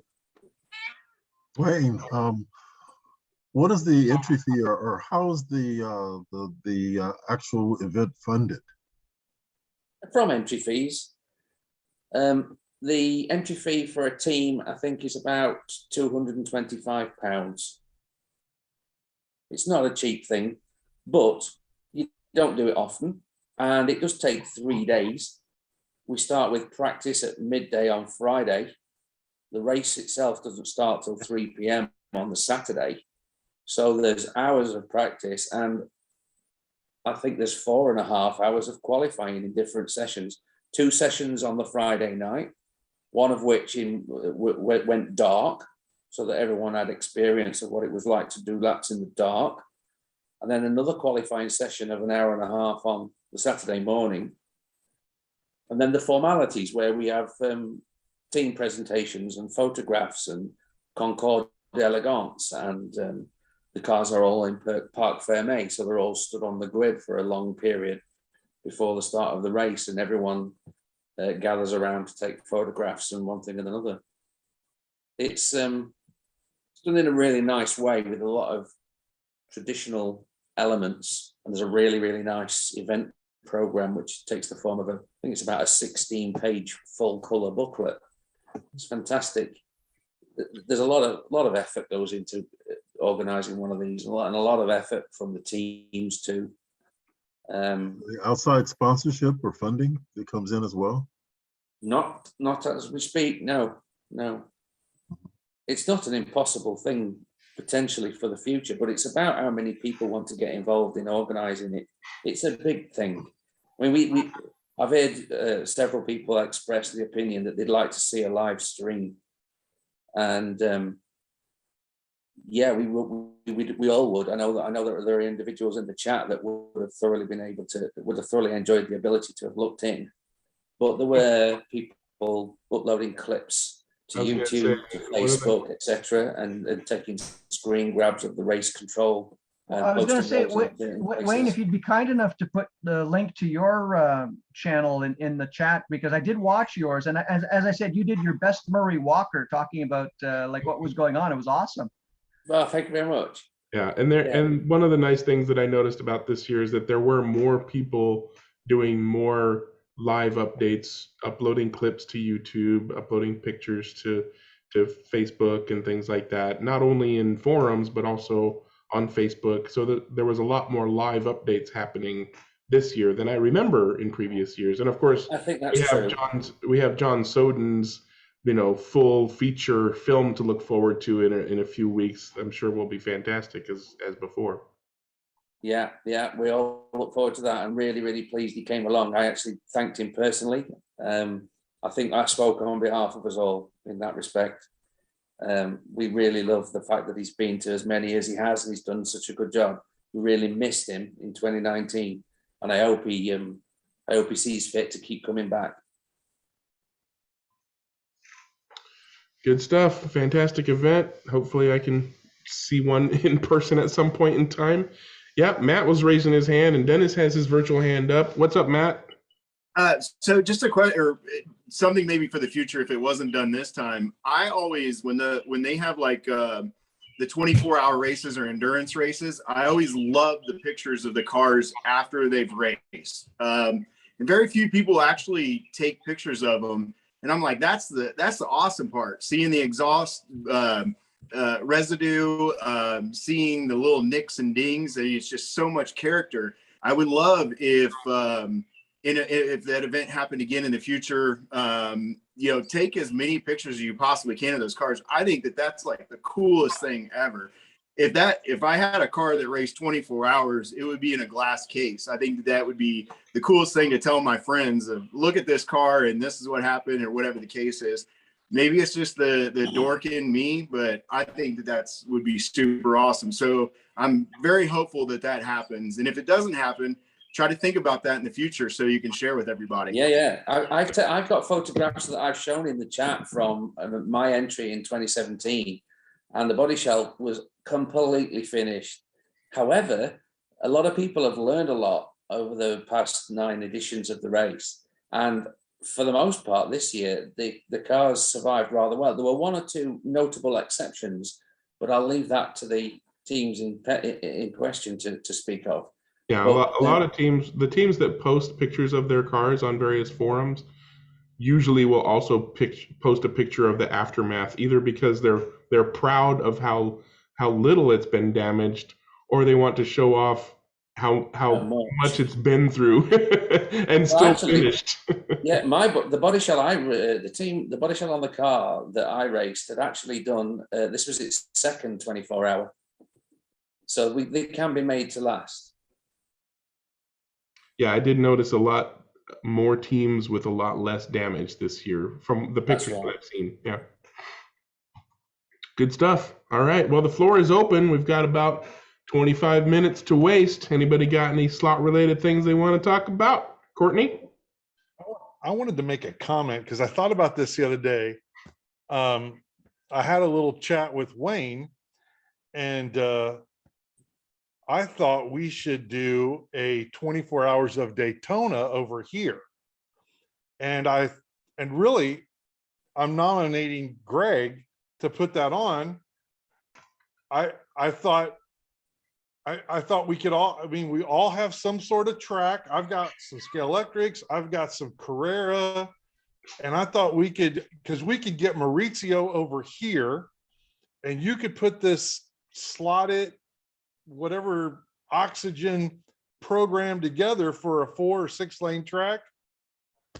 I'm coming to Washington. Well, I'll tell you what, I've met Maurizio multiple times because he comes to Washington, because Alan Smith at Scale Racing is here in Tacoma, Washington, and he hosts a variety of 24-hour races, usually at least one 24-hour race of some sort every single year, usually for Scale Auto or BRM or some brand that he is the importer and distributor of.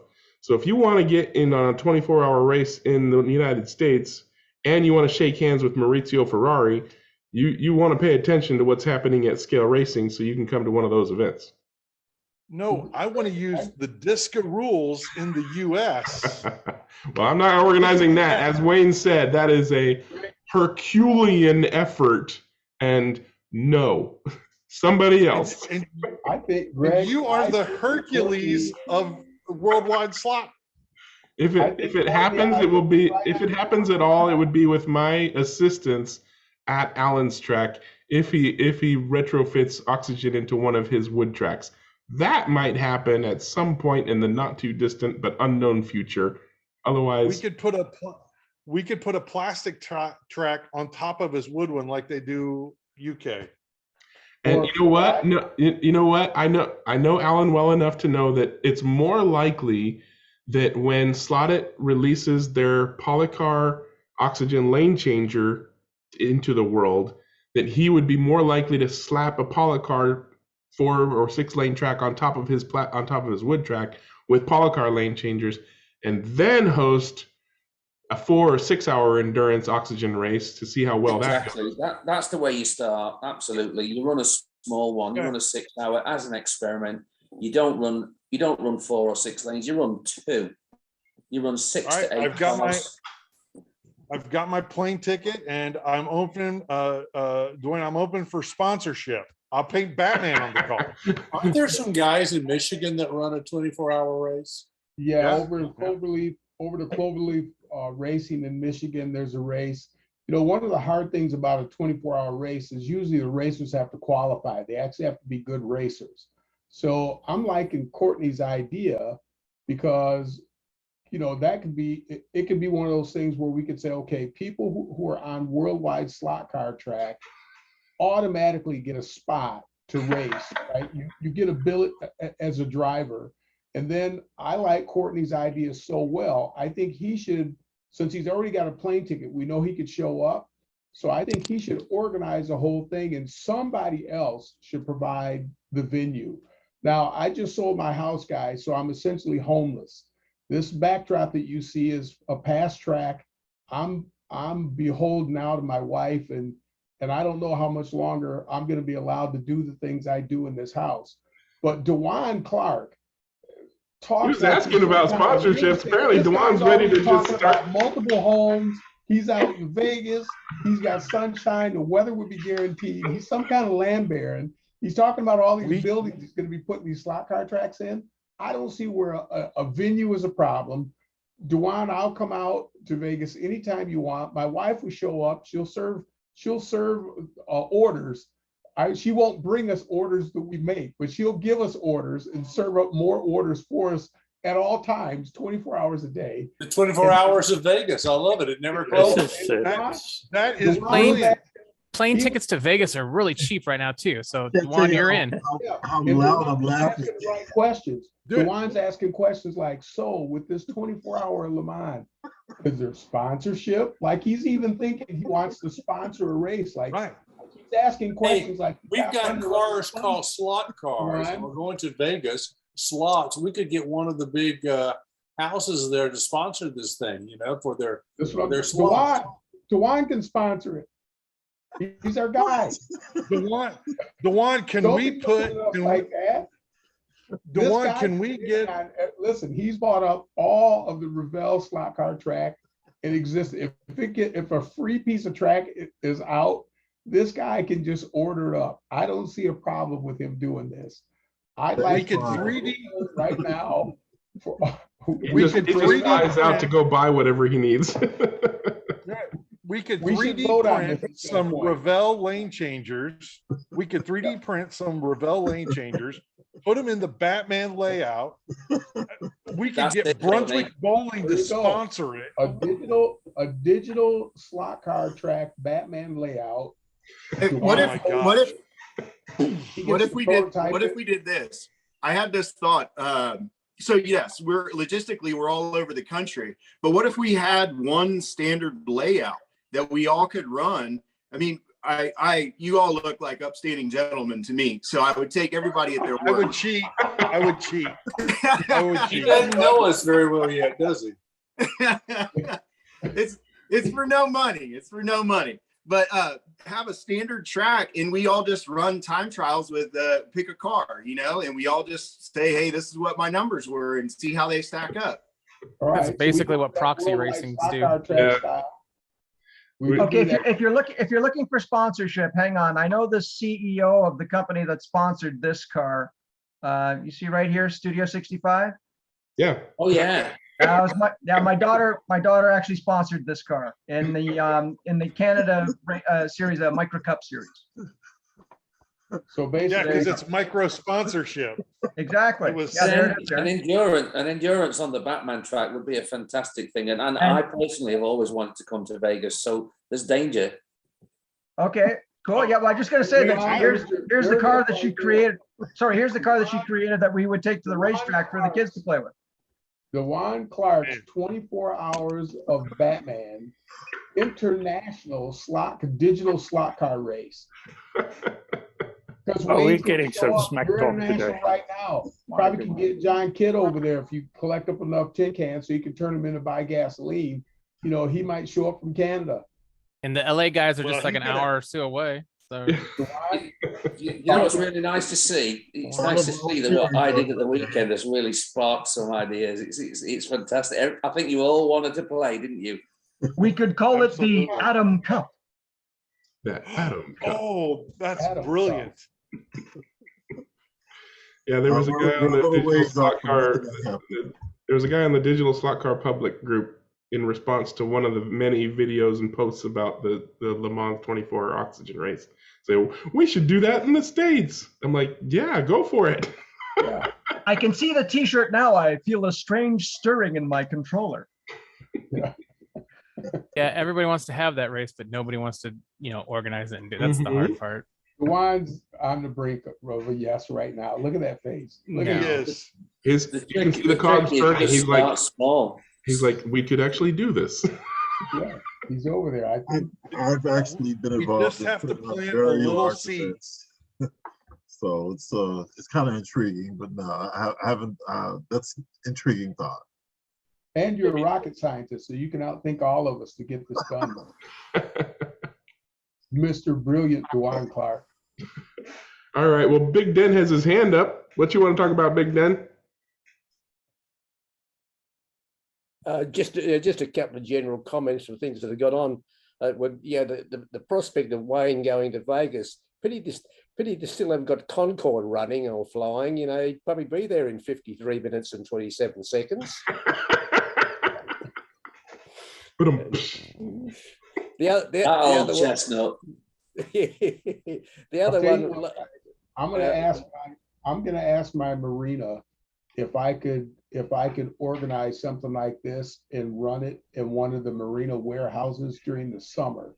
I don't think I can put it together and do this, but if DeJuan completely fails us, then I will try to see if I could set up a North Shore Marina 24 hours of Michigan deal. So you could come to sunny Michigan, the only day of the year when there's sun here and not rain. The one day. Yeah. All right, we'll come back on here to promote your event. What else were you going to say, Big Den? I've done some minor races there, but nothing 24 hours. The other thing, Luff showed quite early on in the chat, he showed I think it was a Porsche Danny Ongaius car with a 00 racing number. Danny apparently also ran a Lola T600, of which the SRC company made it. It had the 00. I got that many comments about having the same racing number as my IQ that I changed the number on it to 20. So to dispel that rumor, So the other thing, Jeremy was talking about stripped plastic wheels. I've been thinking for quite a while of actually being able to make a reinforcing plate that you could sort of put behind a stripped plastic wheel and just use it. And because not all the wheels you've got, you can get the inserts to put into an aluminium wheel. So if there's some way you could have an easy way of strengthening the back of the plastic hub. It probably only work all that well on inline cars where you've got room for a bit of an extra hub inboard of the wheel. And the final one was when Dennis's chassis from last time was being shown by, was it Brumos earlier on? Those moving pans, I think we used to call them rattle plates on some of the old brass chassis, and they did dampen the vibration. So I still call them rattle pans. Oh, well, there you go. Must be a Dennis thing. Oh no, it wasn't me that started it. It predated me. They were there already when I started. Oh yeah, I think it was Noah then. Yeah, probably. Or Methuselah, one of those. Yeah. I didn't know they had steam-driven slug cars. Yeah. Oh, geez. Yeah. Yeah. We used to run them on paraffin. And Matt still has his hand up. Did you have something you wanted to say, Matt?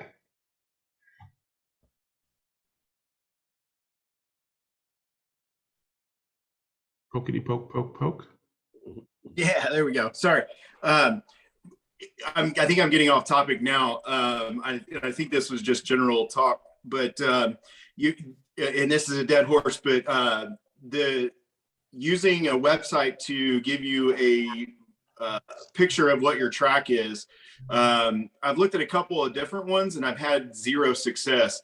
I want to just basically put in each piece and show the track so that when I can do show and tell, I can give you guys like an aerial view, because it's kind of hard to do it in this garage the way it is. So is there any advice you have on that? I have every like piece by piece in order, exactly what it is. I mean, if you can just send me the piece order if you want, and I'll do it in my track planner, but you can also go and download Ultimate Racer 3, which is pretty much the de facto track planner that's currently available and currently under development. There's older track planners out there, and there's free planners for other systems. Like there's a free one for Carrera, but you're not using Carrera. So if you just want a track planning program that will work and has Scalextric, then you want to go download Ultimate Racer 3, and you can find that at uracerweb.org. Or Okay, just Google I'll Ultimate. check it out. I'll check it out. If I'm unable, unsuccessful, I hope I can figure it out. But if I'm not, then I may reach out to you, Greg. But hopefully, I'll be able to not add to your homework list. Anytime. I love putting track on the planner. So feel free. Awesome. Thank you. All right, and Phil put his hand up.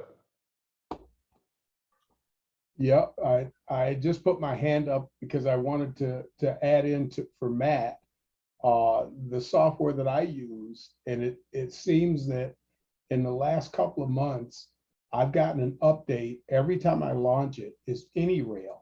It does work for Scalextric. It has as recent as all the pieces, including the extra long straight, which I asked them for. They didn't have it. And I gave them the dimensions of that piece of track, and within 2 weeks, they built the piece, did all their updates, did their performance and other improvements to the software, added some other scenery pieces for like train sets and stuff, and then put it out into the world. But AnyRail is the software. It does cost money. It's like $59, but it is very current in its development. Very current. Isn't AnyRail Mac OS? No, it's Windows. Really? What's the one that I'm thinking of? I know there's one that's like just on Macintosh or Apple. I know the one you're talking about, Greg, but I can't remember the name of it either. I have an old Mac, and when I quit using it because of its vintage, I quit using that piece of software. But I actually own that one too. I also have Ultimate Racer and have a fully licensed version of that. But URacer, which the current shipping version is a 3.0, it will be limited to 25 pieces, Matt, unless you pay for a license. And a license is about $30. Now, I will say this, I've seen no additional updates to Ultimate Racer. And if you have a higher resolution display, it doesn't scale up the the track pieces very well. So as your monitor becomes better quality, the ability to identify the pieces is a lot harder. Where AnyRail is actually written to Windows in a way where when you, like if you go to a 4K monitor, it scales properly and things are proportionate. And when you zoom in and out, the tools and things, they all look correct. URacer was actually written prior to Windows 10. So even though oftentimes it works okay, I do find when I boot it up, I have a little more trouble. So that I'll leave you with that in regard to track planners from my experience. Every one of them that I could find that I could get a license for over the last 8-10 years I've gotten. AnyRail seems to be the one that I found is like got current developers, current tech support, can actually get a person when you ask a question, they're back to you within 48 hours, and they're the coders that are coming to you. So really good piece of software. I don't, there's nothing in it for me except to tell you what my success has been with it. Yeah, thank you for your information. And I do actually have a couple pieces of extra long. I think it was track that I must have picked up, somewhere somehow, and didn't even realize that there was extra long track. That's how novice I was at it, and then had to come up with a way to overcome those when you're adding the extra longs here, but then adding track on the other side, how you accommodate that. So I do have a couple pieces like that that I would have to take into consideration. That's great info. Just so you know, the extra long piece of track is the same length as one full standard straight and one elevated crossover straight, or 3 short straights. But a 3 short straight is the same length as an elevated crossover. 3 extra longs equal 5 regular full length straights.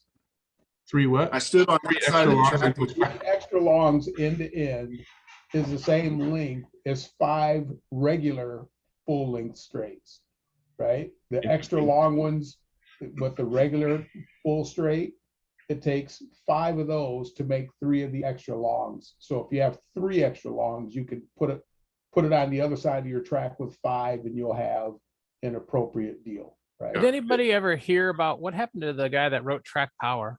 That was the best program. But yeah, that's the one that I still use. That's what I use. It does it does what I need it to do, but he just basically dropped off the planet. He just disappeared. No, I've not heard anything about it. I'd love to see an update to that, but yeah. No. I know what he was doing. He was cheating at proxy racing. So somebody got cut. That's what it was. John Weber, did you have some input on that topic? Yes, the Mac OS software is called Rail Modeler Pro. Rail Modeler, okay. And I think Scalextric is the only brand that they support. I don't think they support forever. But I think it's a German company that makes that software that's primarily for rail modeling. Yeah, and I think AnyRail is primarily for model railroading as well. But they added some other stuff. For model railroading too, but they just happen to have this Scalextric's library that's very comprehensive.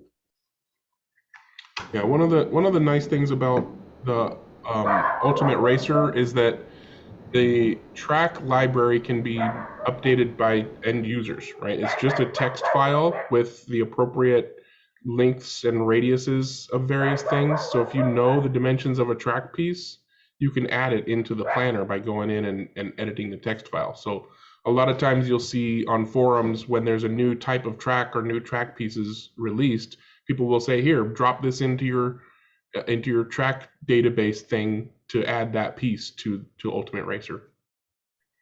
Yeah, actually, it's a good point, Greg. That's actually true of AnyRail as well. Oh, cool. I just didn't know it, so I requested it, and they built the piece, put it in the software for me, and then later I was talking to the guy, and he goes, "Oh yeah, by the way, there's a whole module here. You could just go in here and kind of draw out your piece to the right dimensions, and it'll just make it the way you need it, and you're done."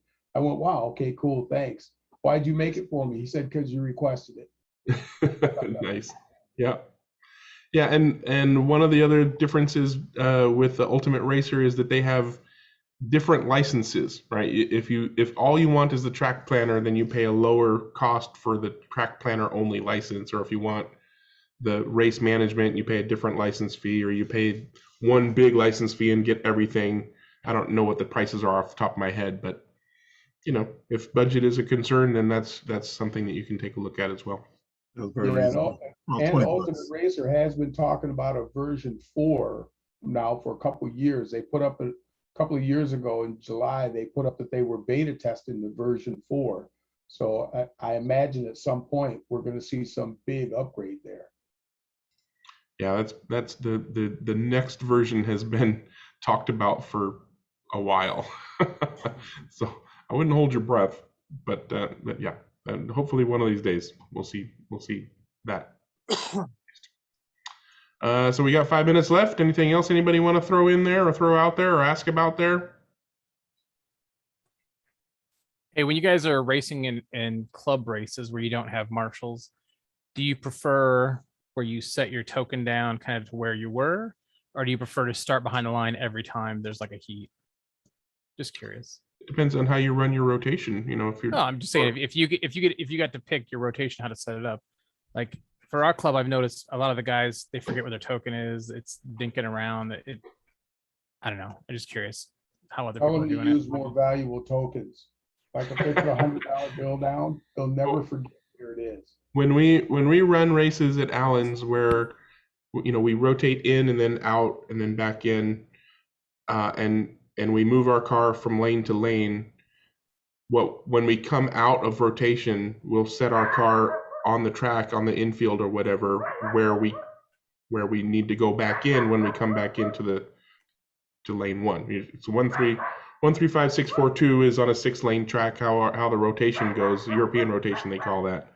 So if you start on if you start on 5 or whatever, then you go 5-6-4-2, and then you're out and you marshal. At that point, your car is on the infield wherever your car stopped when you were in lane 2, and then when you come back in on 1, you put your car from where it is onto lane 1. Is that the kind of thing you're talking about?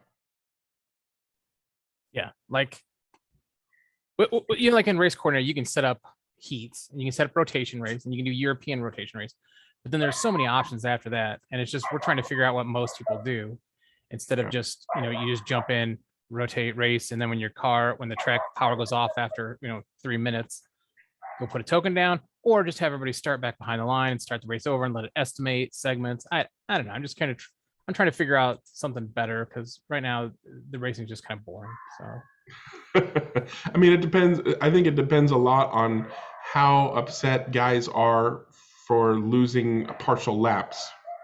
If they're like, I was about to make another lap and now I've lost that entire lap because we reset at the start line for the next heat, then you'll look into things where you don't do that. Or you I guess it also depends on the software that you're using. Yeah. If you're using TrackMate, for example, and you run a round robin, if you don't mark it and you start at the line every time, then definitely you have problems because TrackMate assumes that you started every heat from where you finished the previous one, right? So some guys will get they get a great amount of distance. Let's say you just crossed the line in the previous heat. Now you start again at the start line. That's like 3/4 of a lap extra that you've been given because TrackMate expects you to start at 0.25 or whatever it was around the track. So it's always better to put a marker down. What I do is I print up little cards with each guy's name on it and give the guy a card, and he just hangs it. You hang it over the barrier around the track wherever your car finished, and then when you come back in, so you put your car.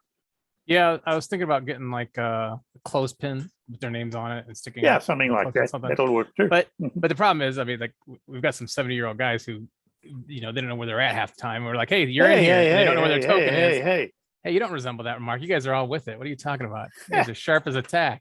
Yeah. But I'm just saying, it never fails. Like 3 or 4 guys in every race will forget where they were, and then we're like, okay, I guess you have to start behind the line or in front of the line, and it's just. If you forget where you were, you start in front of the line, so you lose whatever you had. There you go. And maybe we can get some of those folks to sponsor some cars. All right. On that note, we're going to hit the stop button for the recording, but we'll keep on chatting as always. Come to a live show because it's a lot of fun. Until then, we'll wave bye. Bye.